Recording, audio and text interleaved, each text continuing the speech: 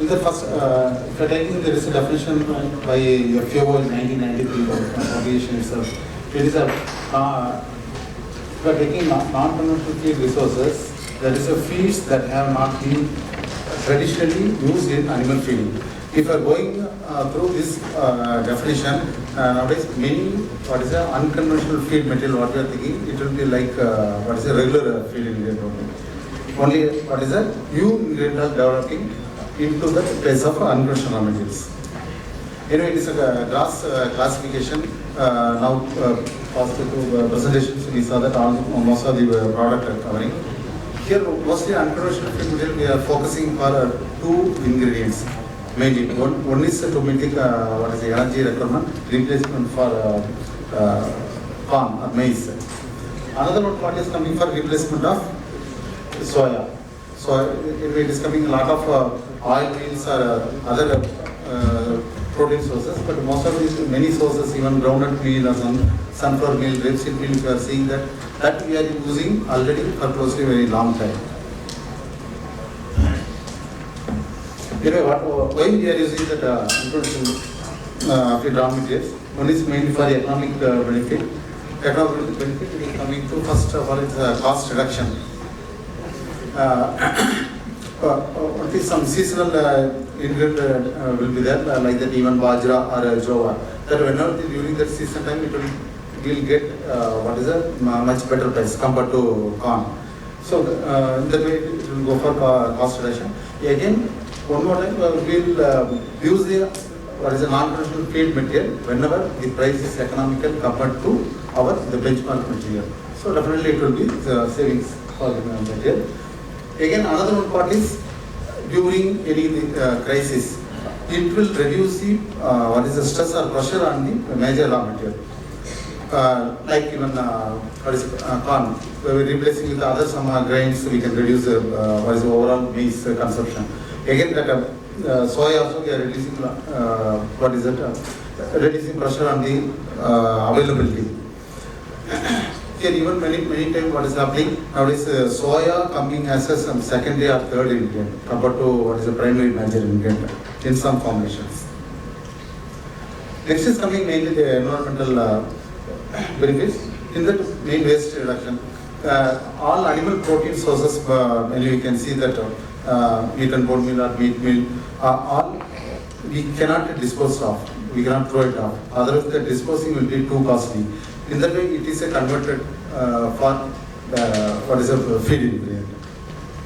Again, sustainable resource management. So consistency, again by disposing will be spoiling the environment. So we are avoiding that environmental damage by using unconventional material. Another thing, nutritional benefits. Only there can be some deficiency in the different what is unconventional raw material, but some material, even like that, even animal protein sources, fish or meat meal, we are getting some higher level of amino acids or other nutrients. When it is going for and the poultry formulations, then that will be giving what is an additional nutrient benefit.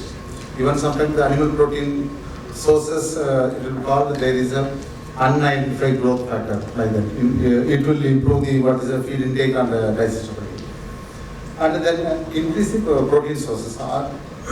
So we not think only about soya. So always some alternatives will be there. So continuously we can use it. Next is health benefit. Health benefit is some what is a byproducts, including like even battery waste or it will contain a lot of what is the yeast cultures and all. So that will give it a lot of health benefit to the poultry. Again, some alternative ingredient, it will give the anti-nutrition properties.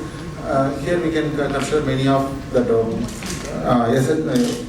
many of the plant material, herbal materials, or what is the essential oil we are taking some from the many material. That after that it is the waste or the leftover material going for an animal feed production.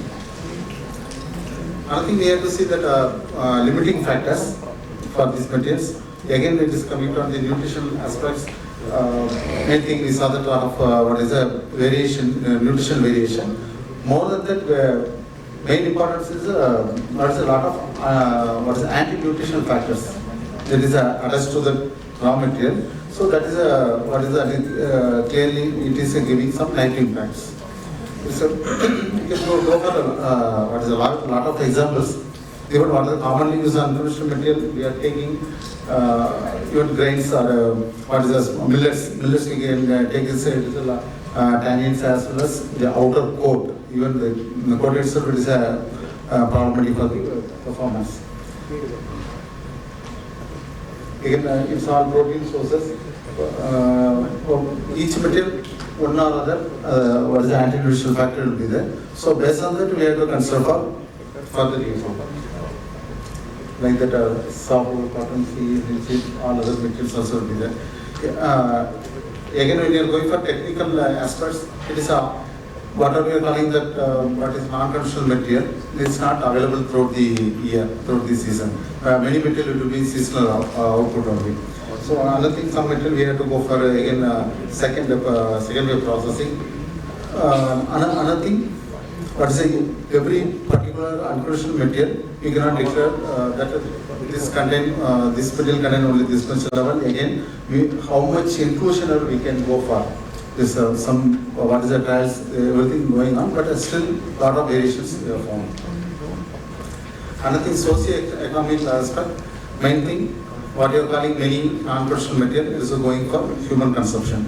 Even like what is the rice, wheat, even small millets, all going for human consumption. Again, the price parity will not match any of the time. Here, another thing, compared to main material, other unconventional raw material, but what is the farmers will get a poor income. So they may not be interested continuing for this crop. Then cost of reprocessing. So ultimately, that unconventional raw material, the price will be going up. The performance implication, ultimately, main thing is ultimately we are seeing that what is the weight, FCR, and the cost of production. Here, most of the unconventional material where it is affecting it is going for affecting the intestinal health. So it will go. There will be what is the wind testing, wet dropping. Again, what is the soiling of eggs. So all other quality purposes also getting affected.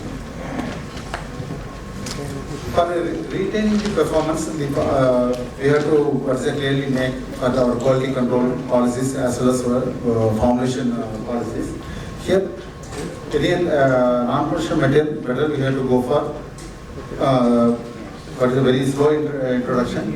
Again, based on that, what is the response, we can increase the material usage.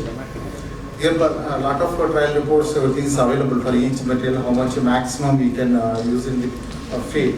But the same level of inclusion recommendation, it's not applicable for all the farmers or all the region and every time. Because the inclusion of each material, even OCD is mentioned 5 to 10. Earlier convention method 3 to 5 or 2 to 5% it was included. Again, is going to 5 to 10. Here, only considering rapeseed, why the variation is coming, we have to see that other raw materials also, other unconventional raw material, and as well as the nutrient profile.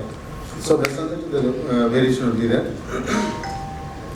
Again, here we can see that one simple example from rice DDGs. Rice DDGs, it is a different authors trial report of with a different level of inclusion.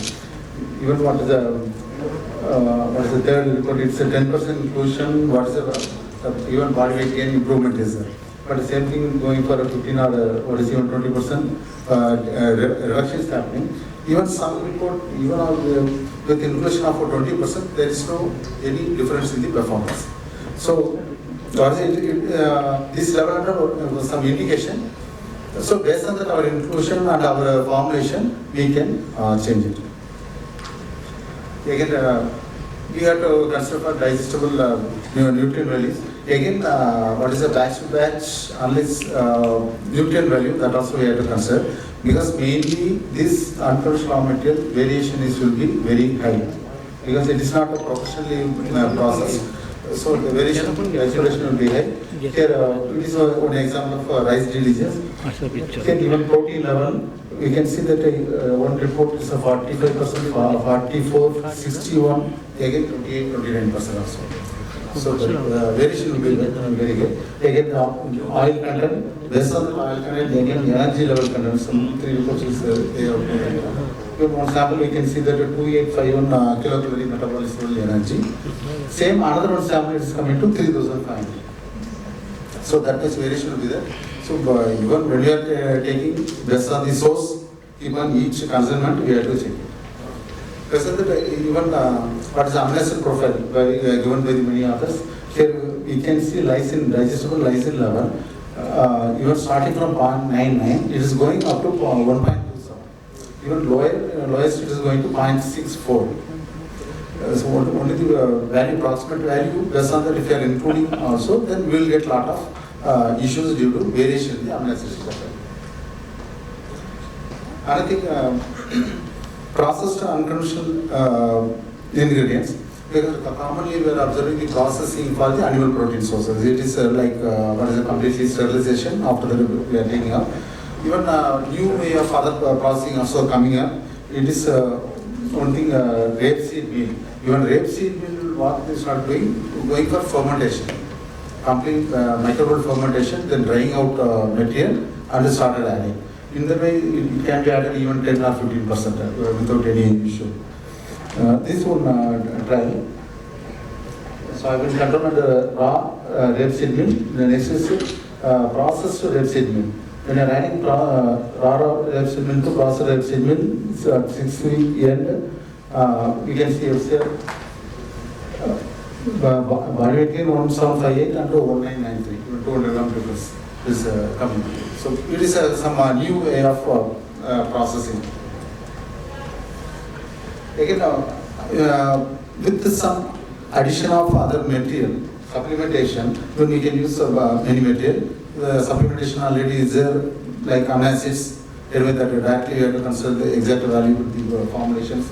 Apart from even some minerals, vitamins, even some acidifiers, adding, there will be depending upon the material which we are using, further there will be variation. Here one part is mentioned as enzyme. Enzymes having very crucial role compared to any other material addition. Only thing, it is generally one what is a NSP enzyme compound, just increasing dose or decreasing dose, that will not help much. But because each unconventional raw material, there will be different level of what is it, their nutrition profile, or we can see that other non-nutritional parameters. So what is the including the fiber content? So based on that material, we can see that we have which parameter we have to target. Based on that, we can change the composition of enzyme. Even a lot of individual enzymes available nowadays. Adding specific that enzyme, it will help a lot. Then, what is apart from just a formulation, quality control also is having very big role in what is maintaining the performance. Because same material, even example rice disease coming from same source or the same material, we cannot take as a granted. So each and every consignment we have to check it. Main thing sourcing, where the what is the scientifically processed method is available or not, we have to confirm. So based on that, we have to take it. Take a regular analysis. Each and every consignment we have to check it. Here microbial, mycotoxin checking. Then some product they are going for the day extrusion, so that also we can use it. Then what is it? Based on after giving this parameter, because non-conventional feed ingredient means most of the things we don't know what is the exact content in that. So only little bit superficial level we are checking, and we started as such a week for performance. So once we started monitoring the performance, so immediately we can what is the find out, and we can ask the issues. That take home message, main thing that non-conventional material is it will be a part of formulation throughout the year. One or other material will be there hereafter. So we cannot only depending upon the main source of materials. Then nutritionist job is very big to meet the performance as well as the cost and profitability. Then monitoring quality is much more important. Thanks for your time.